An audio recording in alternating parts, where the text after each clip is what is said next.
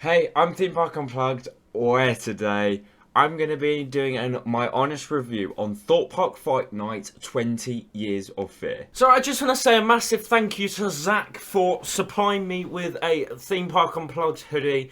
No, it's not much, it's a one-off.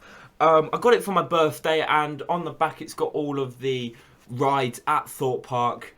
I will be wearing this around the park when I do go to Thorpe Park. It's really nice. I love it, mate, and it's fantastic. Thank you very much.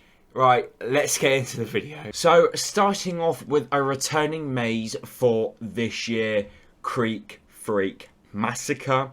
It was my very first time doing Creek Freak Massacre, and I don't think it will be returning for the 2020 years Fright Night due to Code Exodus, the new plan for their brand new coaster that is coming to the park. Still not confirmed yet, but I believe that the track will be going straight through Creek Freak Sawmill.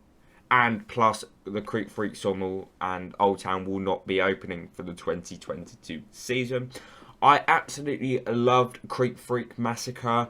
It was such a great maze, so intense, chainsaws, and it did have me running at the end. I was so happy to get outside that sawmill because how intense it was. Fantastic, love the theming, love the actors. The cast for this year for Creek Freak Massacre were absolutely insane, and it was fantastic. Now we're going to be moving over to the next returning maze for this year's event, which was Platform 15 End of the Line. Sadly, it was the last year. Platform 15 will be running due to Code Exodus, and I think it's because it's also been there for one of the longest running Fright Night mazes, and they just wanted to switch it up.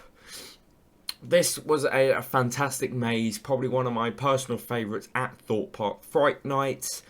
Towards the end of Fright Night, I do think the actors were getting tired and it was rushed. The finale was getting worse each time I've done it, but it was a great experience. They kind of changed the story a little bit, which was good, and I'm so thankful that I would not be having to queue in that tunnel for this year's event. I just couldn't do it last year. It was just so bad, but it was a great maze, and I will definitely miss it. Now we're going to be talking about the brand new maze at Thorpe Park Fright Nights 2021 Trailers. Trailers was an amazing maze.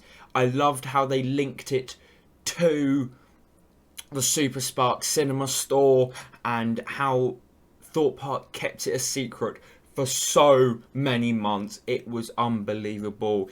It was such a great maze, so intense, and they did bring back some of the best scenes from Thorpe Park Fright Night mazes, such as the big top, and they put a few puns in their movies that they were showing. It was such a great maze. Like, I could not give it enough credit on how fantastic it was. I really hope it does come back for the 2022 Fright Night. Now we're going to be moving over to scare zones, starting off with a brand new scare zone, the Crows of Morecambe Meadow.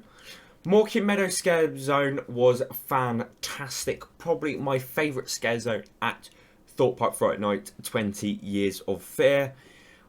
The atmosphere was fantastic, and the music and how the actors managed to adapt in like the long grass and just hiding in the bushes. It was such a great scare zone. I probably went through it probably about 100 times over the course of the times I went, and it just got better every single time. And once it got dark, the lighting on that scare zone was absolutely fantastic. Personal favourite, and I really hope it comes back for this year's event. Now we're going to be moving over to Swarm Island for the Swarm Invasion. To be honest, it was better than last year.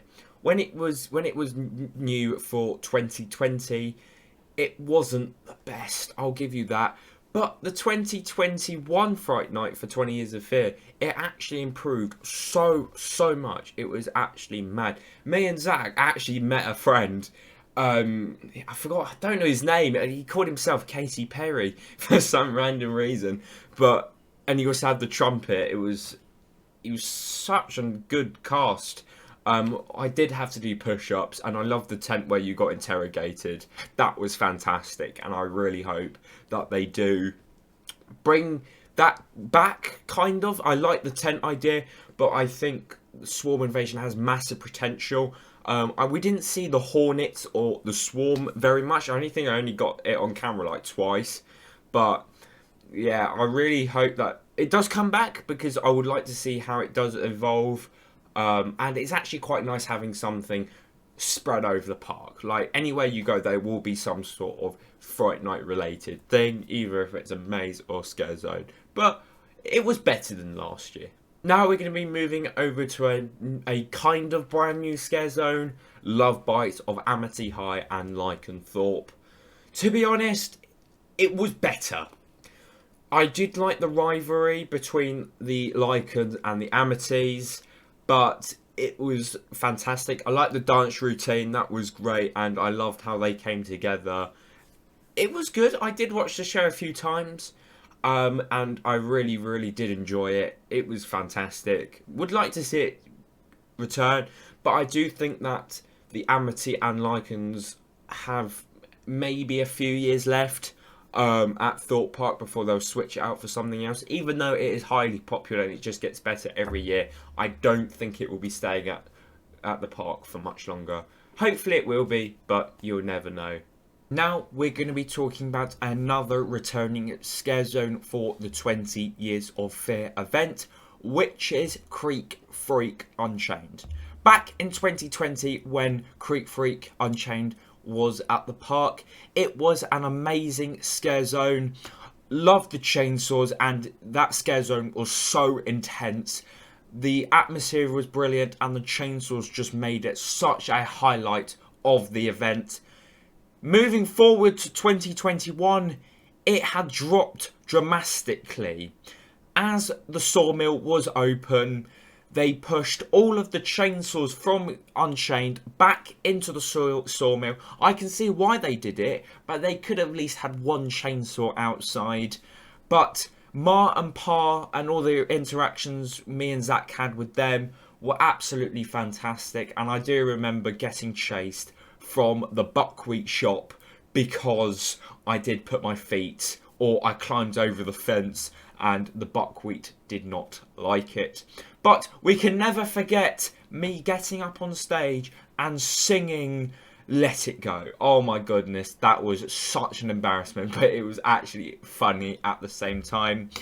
Hopefully in the future, Creek Freak Unchained opens, or something on those lines happen, because I love Creek Freak, and the whole story behind the buckwheats is absolutely fantastic, and I just love that kind of genre, to be honest. Creek Freak Unchained has got some potential, but I would like it to be a bit more intense, just like the sawmill. You can't reenact the sawmill outside, but at least have some chainsaws, maybe one or two, or have the actors a bit more lively, a bit more in your face kind of thing. We did have some great interactions with the cast towards the end of Fright Night, which were fantastic, which were quite up in your face, but all the other times it wasn't as good as I expected it to be. Now we're going to be moving over to another brand new scare zone for the 20 Years of Fear event, which is Birthday Bash. When I saw the trailer for Birthday Bash a few weeks before Fright Night actually started, I didn't think it was the best, but when I got to experience it, I absolutely loved it. It was probably the second best scare zone at the 20 Years of Fear event, due to the atmosphere was fantastic, the casts were great, and the shows were fantastic. I didn't really understand the story at the start, but as my visits went past, I literally managed to catch on to the story, and it was actually such a good scare zone. Like, the shows, and me and Zach had some great interactions with the cast. Hetty and Hugo were fantastic, and I remember when Zach had to become a Jack-in-the-Box. That was fantastic, and I will love that scare zone so much, and I really hope it does come back for the 2022 Fright Night. Now we're going to be moving over to roaming teams. The Crows roaming team was not the best. I was expecting so highly of it, as it was such a blast back in 2020. But I only got to see them maybe once or twice, and they weren't doing the acting like crows. They were just walking around the park.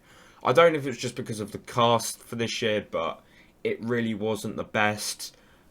I hope it does come back and is new improved, but 2020, the 20 Years of Fear Crows was just not very good. I'm quite disappointed, actually. And now we're going to be moving over to a show that Thorpe Park put on, Legacy. Oh my god, Legacy was absolutely fantastic.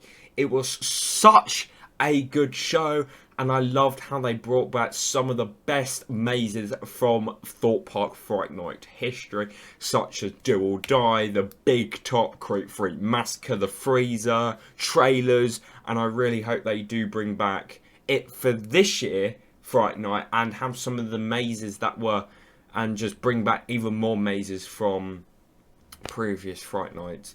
I loved it, but I just hope they do change it up a bit, like add some new mazes maybe. Yeah, it was fantastic. I loved it, and it was such a good thing that Fright Night and Thorpe Park have put together. There we have it. That is my review on Thorpe Park Fright Night's 20 Years of Fear. I really hope you guys enjoyed that. If you did, please hit that like button and subscribe to join the channel. That would be really, really appreciated. And comment, what is your favourite thing at Thorpe Park Fright Nights for the 20 Years of Fear? Let me know. I really, really want to know. I really hope you guys enjoyed, and I'll catch you guys in the next one. Goodbye.